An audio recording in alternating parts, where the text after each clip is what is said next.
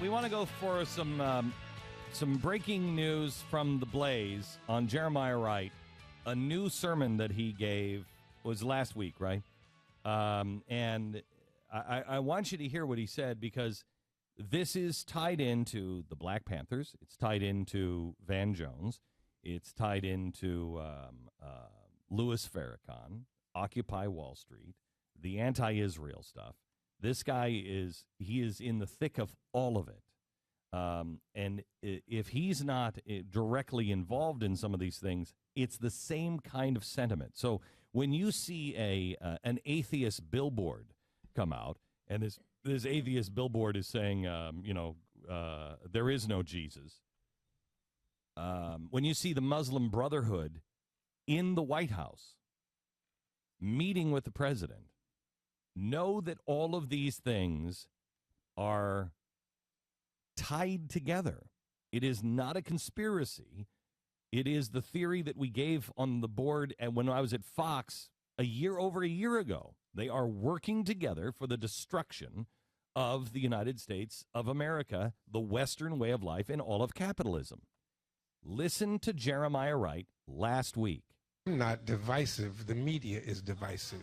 Yeah, he's not. Mm-hmm. Number two, CBS, ABC, NBC, and Fox News spent $4,000 each buying 20 years of my sermons so that they could hear what Barack Obama had heard for 20 years.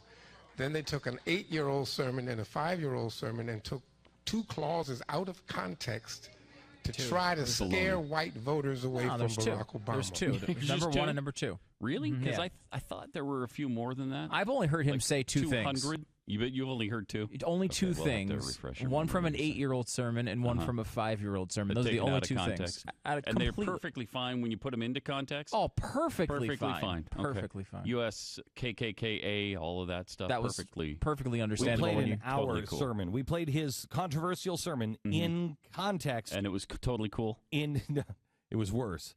We played it in context. The entire sermon, an hour-long sermon, we played it on this broadcast. I mean, we didn't take him out of context. We know exactly what he says. Now, let's listen to the new things that he's saying. I ain't dividing, they dividing. Mm-hmm.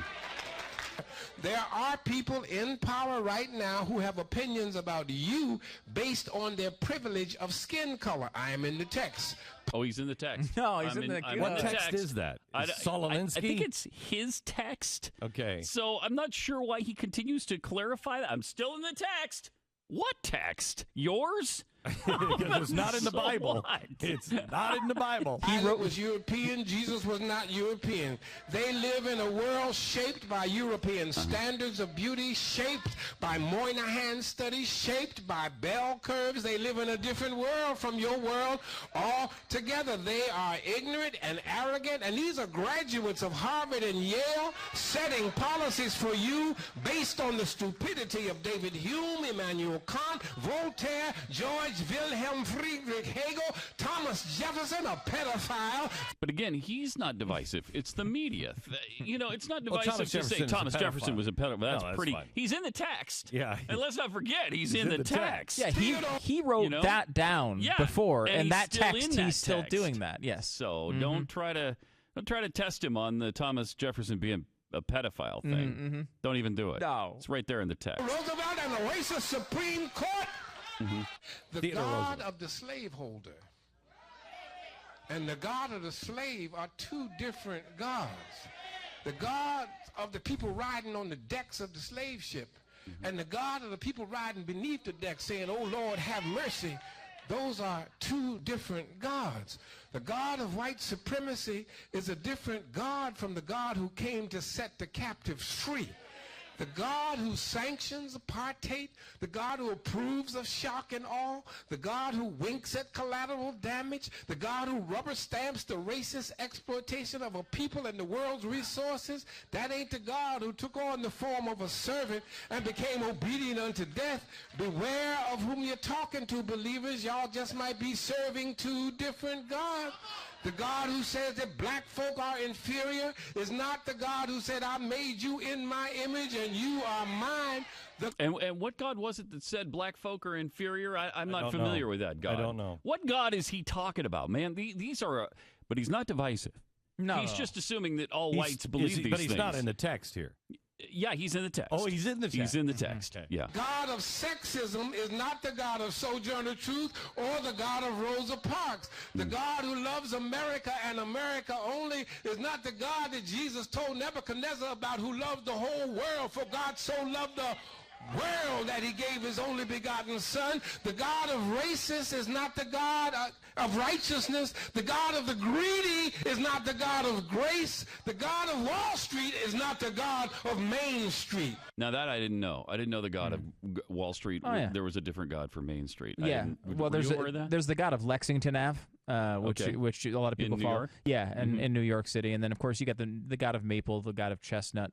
You've got the God of course, in New York, you have First Ave, Second Ave, I don't Third recognize Ave. his God. Is there a God of I-95? Because that God is confusing. Well, there's a God of I-95 South and a God of I-95 North. People don't realize that. It depends on what direction you're driving, and it's I don't recognize his God at all. No, this guy is all about hatred. Right. He's all about hatred.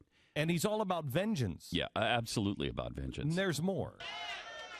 Those are two different gods, and I ain't talking about Allah and Yahweh. Those are the same name for the same God. And Stop.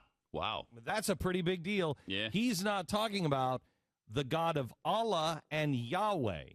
That's the same God. I'm sorry. Now, what Christian preacher would ever say that? Whether you believe in Islam or Christianity, those are two pretty different things. One believes. Wait. Let's just start here. Jesus is the Son of God. It's not even there. You don't even have to go there. The God of Abraham, Isaac, and Jacob is Yahweh. Who's the God of Abraham and Ishmael and Jacob? That's the difference. Ishmael and Isaac. That's the difference. That is not the same God. You will not hear a Muslim say, the God of Abraham, Isaac, and Jacob. The God of Abraham, Ishmael, and Jacob. Yes, there is a difference. Now, you might think that that's splitting hairs. They don't. No, it's really not. This is a really kind of weird hybrid theology he's preaching here. First of all, you've got the collective salvation thing, you've got the black theology, and then you've got this mixture with Islam that he's always sort of had, and he's very friendly to Islam. And for instance, he went to Libya and not Islam extreme. Yeah, Islam on steroids with the Muammar Gaddafi and the Iranians. That version of Islam. Wasn't it Farrakhan he went to Libya with? Farrakhan, I believe, gave him an award as one of the great Christian leaders. So you know what you got going on here. Any more here that we want to play? A little bit. Talking about black and white. That some of y'all think I'm talking about white folk. There's a whole lot of folk that look like you who worshiping some other god. Listen to this. Somebody shout Clarence Thomas. Hallelujah. Wow. So Clarence Thomas, because he believes in different policy matters, in different ideology than he does, is worshiping a different God. This audio is exclusive at theblaze.com, by the way.